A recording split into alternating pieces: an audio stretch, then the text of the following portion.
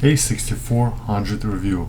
Timeline in description, and we're starting with the pros. The obvious is the flip out screen. Sony had this on A5000, A5100, which is fantastic, but they did not put it on A6000, A6300, A6500. But it's here now. The new generation of these cameras, let's say, all have flip screens. I see it as a positive that the screen is on top rather than on the side. If it was on the side, I'll be looking like this.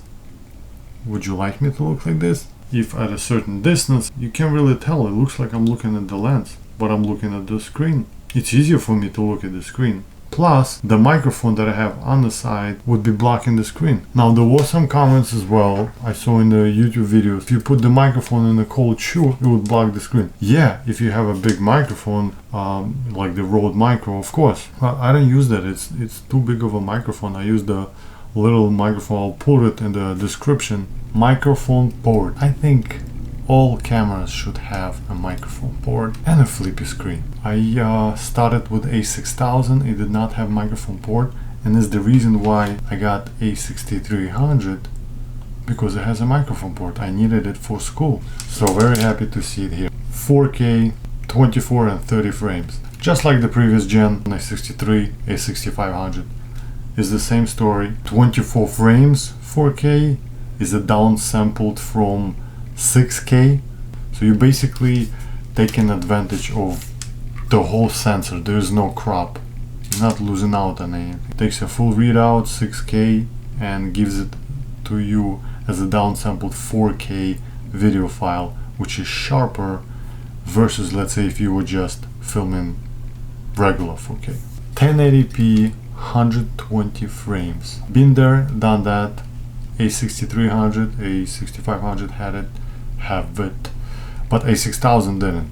So definitely good to have. I would like to see higher, but it's good enough, especially if you're doing 24 frames video file. You can slow the 120 FPS footage by 5 times, which is a lot. Picture profiles. Now A6000, A6100, they don't have it. Is it important? That depends. It is beneficial if you're filming a lot in bright conditions, daylight, sunlight, and you want to preserve more of the highlights, more of the bright areas. You want to extract more detail from that. Definitely S-Log, that's a good way to go.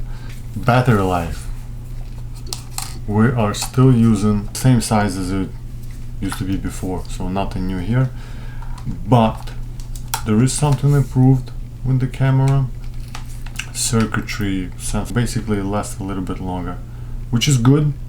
Every bit counts. I like that they are still using it.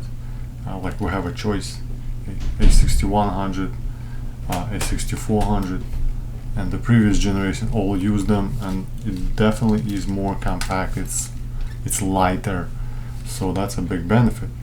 Unlimited video recording. If you're doing interviews, dances, or lectures, something that takes a while, as long as your battery lasts, that's definitely good. It's gonna keep up. It's not gonna stop until the battery dies out. Or obviously you can plug it in, and that way you can film as long as you need to. Built-in time-lapse. The previous gen cameras don't have it. You would have to use something like an app. It's annoying, but this one has it built in. Menu. Sony is still confusing menu. Thank goodness. In this little section you can drop around. I mean, I'm not sure how many things fit here. So it's like 20 or maybe more. I'm not sure. I didn't try and max it out, but I put what I wanted, and this way you can quickly access what you need as long as you programmed it in here. The lens, tracking, speed, so I put it here. Frame rate, type of video file, audio recording is on the next page. Definitely useful. Like I have the A6600 and then 2 more A7 III cameras, and all of them have the same exact menu. I know where to access it fast. Like the A6300 I was using for a while, man. Every time you gotta go in the menu, look for something. It's like, good luck. UHS-1 memory card slot. Inside here, as usual, it's just faster. Touch to focus screen. A6000, A6300 don't have it. We got it here. Definitely a plus. You know, it's only touch to focus. That's all. You're not gonna be browsing through menus or anything like that. But it's here, so it's a plus. Real-time face tracking in video and photo modes. What that means is basically there's gonna be a square in your face and the camera knows where your face is. Now there is eye auto-focusing, both humans and animals, but only in photography mode. Video, it will just focus on your face. 32,000 ISO, which is an improvement versus the previous generation. Well, all three cameras have it: A61, A64, A66. The previous generation, A65, A63, had the top native ISO of 25,000, so it's a little bump. 32,000. You shouldn't be using that, right? I mean, the maximum I would use is 6400, and even that, this is a crop sensor. You want to use lenses that are fast or bright, like 1.8, 1.4, because the sensor starts choking pretty fast. I don't see why they push the ISO so high. Maybe just for the numbers. It's there. I guess technically speaking, it's an improvement. Speaker. Interesting. Where is it? You see these three holes? When I was reviewing some of the video footage, there's like a little sound coming. I think it definitely helps when you need it. I mean, there is no audio port here, so you cannot hook up your headphones, but we have the speaker, so I think it's definitely helpful. Flash. Just like in the previous gen, you can move it up or just so it faces towards the subject. I think it's important, you know, for general usage. Every bit counts, and it definitely adds to the whole package. Weight and form factor, I guess. Because we're still using the smaller battery, the whole camera is pretty much the same dimension as A6300, A6500. Same exact size, similar weight. It's 403 grams. That's why I like that they're using the smaller battery, because it's still compact. This lens is a 35mm 1.8. I like this combination. This is my second camera.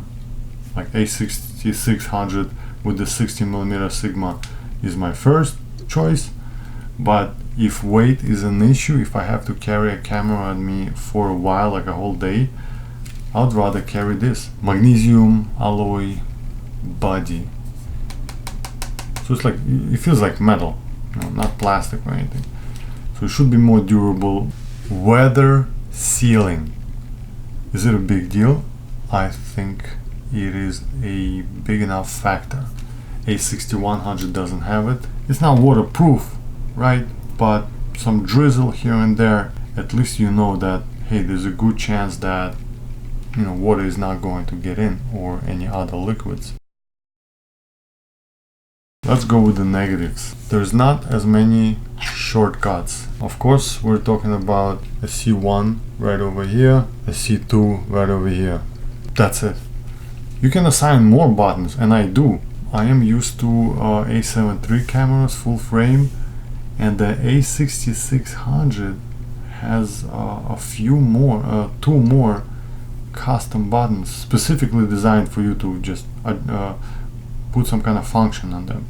So 4 in total. If I'm used to some kind of option on the full frame and then I start using this camera and the button is simply not here, it's an inconvenience. Now another shortcut that is missing, if you can call it a shortcut, the mode dial. It does not have like 1 and 2, like let's say, you see that? This is A6300. It's simply you assign a memory function to those two with specific settings, like different frame rates. That's what I do. I just I switch it and just half press it. That's it. You're in that profile. Here you gotta like, so let's say we're in the movie mode right now, and in order for you to switch to that profile, to whichever one you program, we'll press the MR, and then you gotta like select, hey, which profile, and then you press OK and you're in that profile. But that's like an additional step, and I see it as annoying. Like, why you couldn't just put that wheel in there? A6300 has it, what's the matter? I mean, I use it. I switch between frame rates, 120, 24, back and forth, or when I'm filming 60 frames. Sometimes when it's a very low light situations and I don't need slow motion, I'll switch to 30 to improve the quality. Moving on. Obviously, as we know, no 4K 60 frames. I mean, past generation nothing, this generation nothing. You would expect that it would have it, but it doesn't. No 10-bit as well. There are a few of you that are like, I need 10-bit. Where is it? Panasonic has it, or whoever else, right? I would like to experiment with that one day, but no headphones port. Is it important? Not to me, but in general that would be a good option. Thankfully the A6600 has it, so if you do need it, you will simply move up the price range and get the A6600. I don't see it as a big deal, but it is definitely a negative. A big negative is no IBIS. I think they should include it in this camera and even A6100. It should be like, just like the flippy screen and microphone port, it should be there. Why not? You know, you'll definitely make this camera much more desirable for someone who's used to a cell phone, for instance. Like, why would you get something like this? Look, it's bulky and has no IBIS. Put the IBIS in there. It's already expensive. No IAF in video. If you're dealing with low apertures and you're getting close, it's important that the camera focuses on your eye, not somewhere else, because of that shallow depth of field. That's like more of an extreme case. Chances are you're not gonna need it really. It's important for me. I would rather have focus on the eyes at all times, and A6600 does that. So I'm actually really glad that there is an A6600. It's a really good crop camera. Well, like top of the line right there. #1. Battery life. While I said it was good, at the same time it's not good. Yes, it makes the camera maintain its compact form factor, but it is tiny. We're still using that old small battery. If you're going on a day on a hike or doing an event, you definitely want to take an extra battery with you. Touch screen is only for autofocusing, so you cannot swipe any menus, anything like that. Hello, it's like 2020 already. We know brands that are really good at that, and just like that it works perfectly.